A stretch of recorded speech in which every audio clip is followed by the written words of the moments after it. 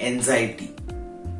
आखिर इस एंजाइटी का मतलब क्या है, ये कौन सी चीजों की वजह से होती है, इसके क्या क्या सिम्टम्स होते हैं और एंजाइटी से रिलेटेड ही कुछ चीजों के बारे में आज हम इस वीडियो में बात करने वाले हैं। So hey welcome viewers, this is Rishikesh Kurade and you are watching pharma boy YouTube channel and without wasting your time let's start the video.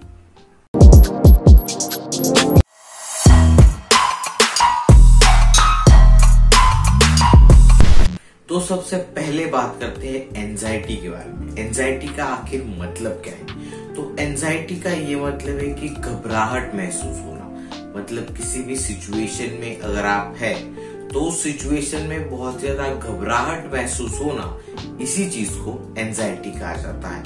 अब एंजाइटी किसी भी चीज की वजह से हो सकती है, जैसे कि अगर आपका एग्जाम आ रहा है, आपको आपकी जॉब का प्रेशर है, आपकी लाइफ में कोई प्रॉब्लम्स आ गई है, तो उसके वजह से जब आपको बहुत ज्यादा मतलब उसकी वजह से जब आपको फियर महसूस होता है, घबराहट महसूस होती है, तो इसी चीज को एंजाइटी कहा जाता है। वैसे तो एंजाइटी और किसी भी चीज का डर लगना ये बहुत ही कॉमन चीज है, लेकिन ये बहुत ही सीवियर तब हो जाती है जब आप कॉन्स्टेंटली आपको किसी भी चीज का डर लग रहा हो। तो अगर आप कॉन्स्टेंटली एंशियस है, आपको हर बार किसी ना किसी चीज का डर लग रहा है कॉन्स्टेंटली, तो कहीं ना कहीं इस चीज का इफेक्ट आपकी मेंटालिटी पर होता है और उसी चीज का इफेक्ट आपकी बॉडी पर होता है। और इसी चीजों की वजह से और ऐसे ही चीजों की वजह से फिर आपको दूसरी बीमारियां होने लगती है। तो एंजाइटी को ट्रीट करना इसीलिए जरूरी होता है क्योंकि आपके जो बहुत सारी जो बीमारियां है वो आपके दिमाग से रिलेटेड है। मतलब अगर आप 24 घंटे किसी भी फियर के अंडर है, आपको किसी चीज का डर लग रहा है, तो उस डर की वजह से ही आपको दूसरी बीमारियां होती है। तो इसीलिए इस एंजाइटी को समझना बहुत ही ज्यादा जरूरी है। एंजाइटी भी अलग अलग टाइप्स की होती है, जैसे कि generalised disorders, panic attacks and phobias. तो जनरलाइज्ड डिसऑर्डर्स का मतलब ये है कि आपको जो नॉर्मली जो आपको किसी भी चीज का डर लगता है तो उसे कहा जाता है जनरलाइज्ड डिसऑर्डर्स।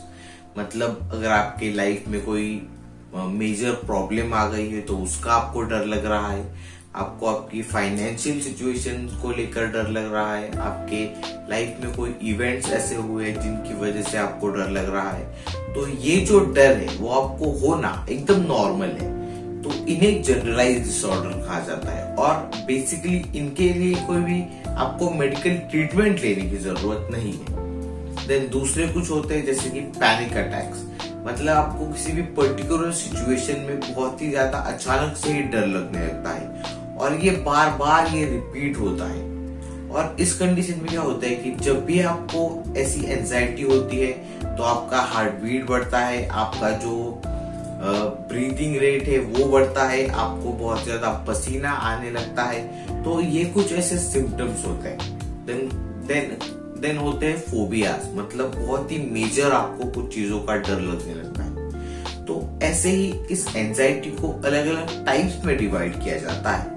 अब बात करते हैं इस एंजाइटी के ट्रीटमेंट के बारे में। तो जैसा कि मैंने कहा कि हर एक एंजाइटी के प्रॉब्लम के लिए आपको डॉक्टर के पास जाने की जरूरत नहीं है। जो अगर आपको कोई भी छोटी मोटी प्रॉब्लम के लिए अगर आपको एंजाइटी हो रही है तो वो एकदम नॉर्मल चीज है। लेकिन अगर आप ये बहुत ही सीवियर लेवल तक अगर आपको एंजाइटी हो रही है तो जरूर आपको डॉक्टर को दिखाना चाहिए, उसके लिए मेडिकल ट्रीटमेंट लेनी चाहिए। और बेसिकली एंजाइटी के लिए एंटी डिप्रेशन जो दवाइयां होती है वो दी जाती है और उस पर्टिकुलर पेशेंट की जो एंजाइटी की प्रॉब्लम है वो सॉल्व की जाती है।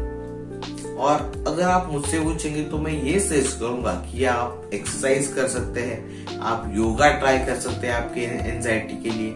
और सबसे एक अच्छी चीज आप ट्राई कर सकते हैं, कोई भी एक अच्छी हैबिट आप स्टार्ट कर सकते हैं, जैसे कि रीडिंग की हैबिट हो, एक्सरसाइज करने की हैबिट हो, कोई भी एक्स्ट्रा एक्टिविटीज आप कर सकते हैं जो कि आपको एक हैप्पीनेस दे सके।